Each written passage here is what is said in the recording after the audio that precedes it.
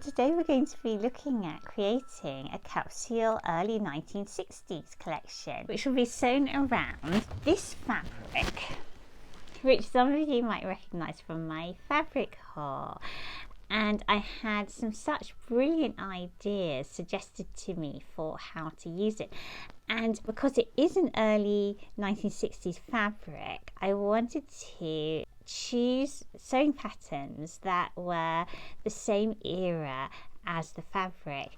And I'm also sure amongst my many vintage sewing machines, I'll also be able to sew my capsule collection on an early 60s vintage sewing machine. So the early 1960s, I think, suffers from the same blight as the late 1940s, which is to be seen as a kind of in-betweeny time. Still kind of 50s, but not the 60s looks of, you know, the mini skirts of Mary Quant or more of hippie flower power 60s look that seeps into the 70s.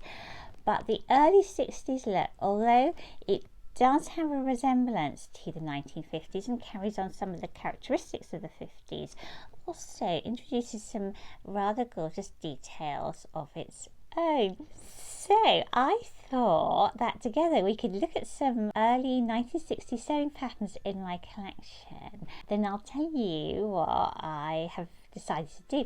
And I would ask you what to do, but I have my father coming to stay in a few days' time and I have to get ahead with my sewing, so there's no time no time to ask for advice.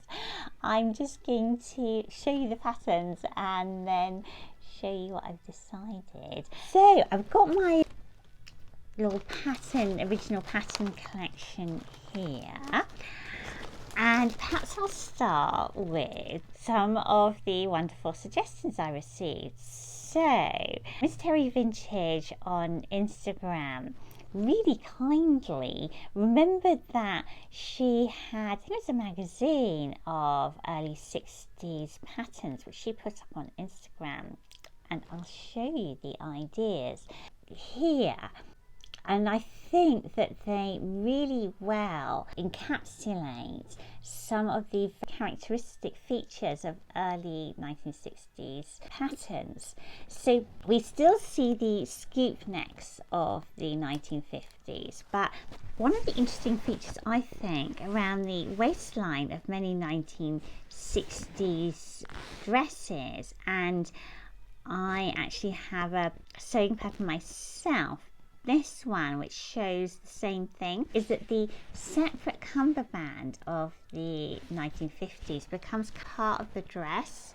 The dress itself has this very wide shaped waistband, and then with the scoop neck and the puffy skirt, actually very flattering look. So that is one of the ideas for the dress that I will be making in my capsule collection. And we also still see these patterns show the contrast between the two looks that we see in the 50s with the slim fitting shift dress, perhaps with the bolero, and then the opposite extreme with the very full skirted dress. So that continues.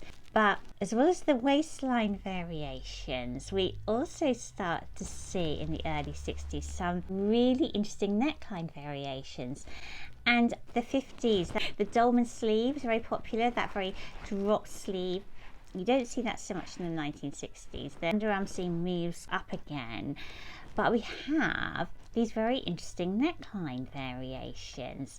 So as well as the scoop neck continuing, we have necklines like this.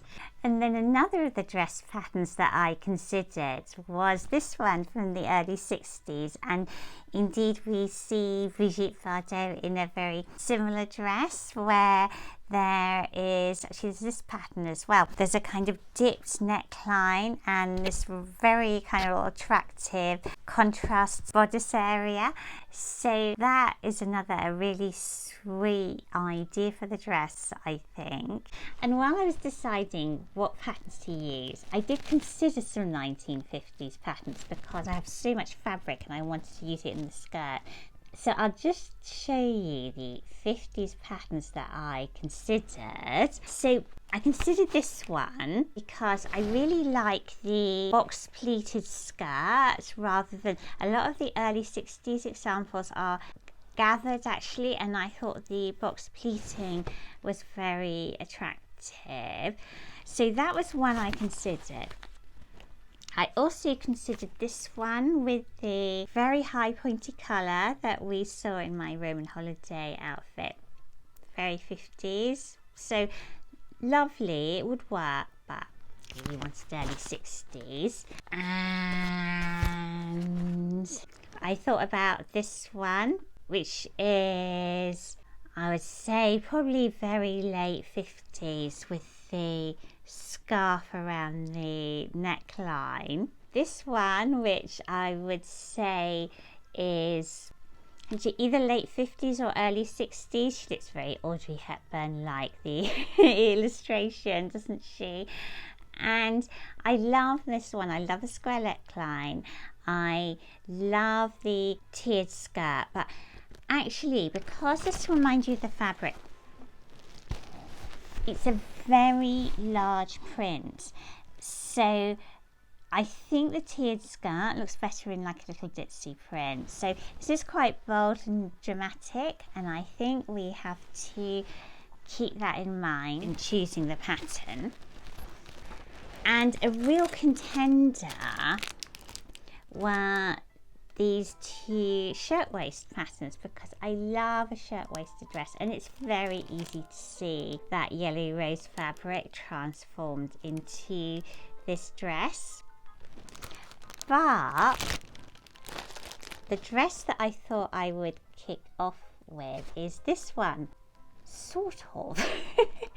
I did it for ages, and I basically decided that my favourite was, or my favourite to do something a little bit different from what I've done before, was the neckline of this dress.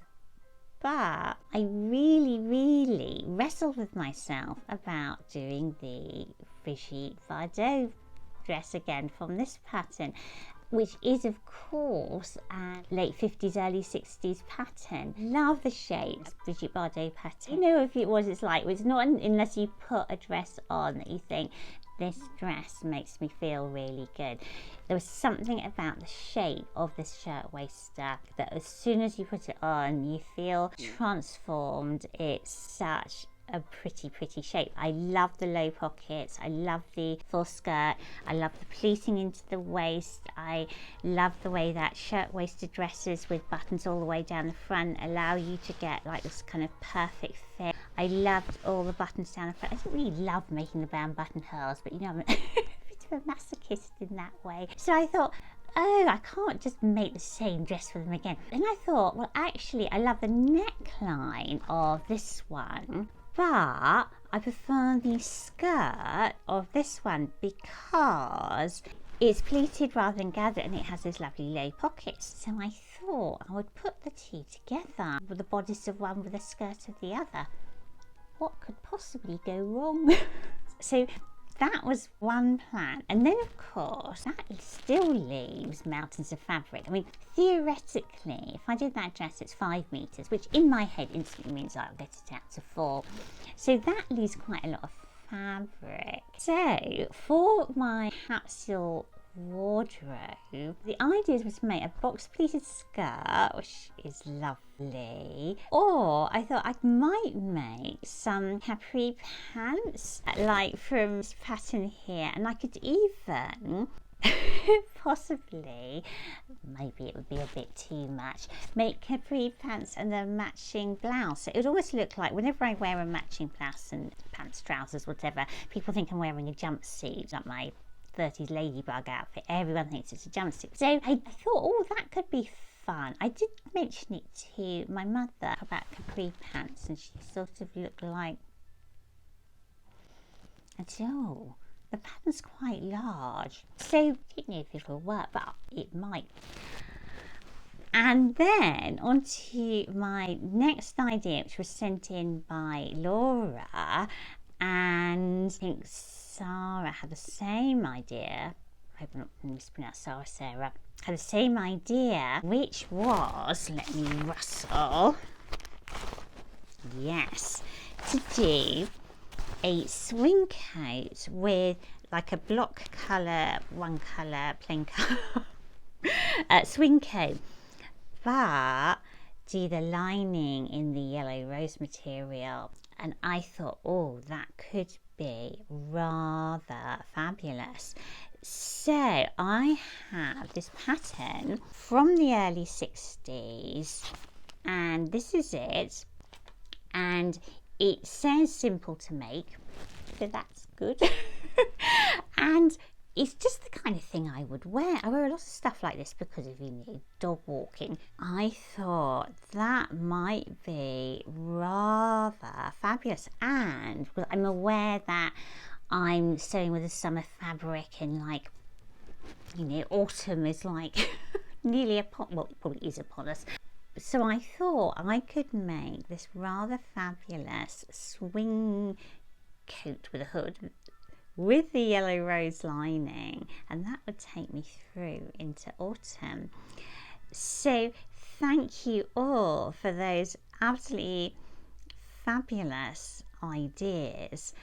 So let's have a look at how my yellow rose capsule collection is coming together. So this is the dress, and I was thinking I might add a little border in a crosswise direction, which would look something like this, which I thought could be pretty. So that would be the dress, and then I could add the capri pants, perhaps with a white blouse, or I could go full swing and have the blouse in the yellow rose pattern as well. And then of course the next thing would be the hooded cape, and I thought I would pick up on the olive green of the yellow rose stems to form the outer part of the hooded cape, and then of course use the yellow rose lining. Yeah, it's interesting looking at the 50s, early 60s. I mean, the greatest clue as to what era the pattern's coming from is of course the hairstyles that the women were wearing, because you instantly see, like in a pattern like this one, which I did consider too, it's a early 60s pattern with this like big shawl collar, which would look splendid for the yellow roses. And the reason that I didn't choose it is just because I thought, oh, I'm here to pitter patter with poor steps, it's just because I thought I might feel a bit too much in it. Do you know what I mean? Like a big collar, massive yellow roses. And I don't usually let it hold me back. Yes, so, oh, and I am of course, for the occasion, wearing an early 60s dress. It has a cowl neckline, as you can see, it's in silk, and it has this very classic 50s, early 60s fabric design, very painterly design, like it's been brush stroked on, of kind of turquoise blue roses, and quite a sort of slim skirt. So, oh, and I think my little headdress is 1940s actually, so out of era. So I shall start on my yellow rose early 60s capsule wardrobe. I suspect that autumn will take over before I finished it, so it might have to get finished next spring, but I'll certainly be sewing the first part of it now.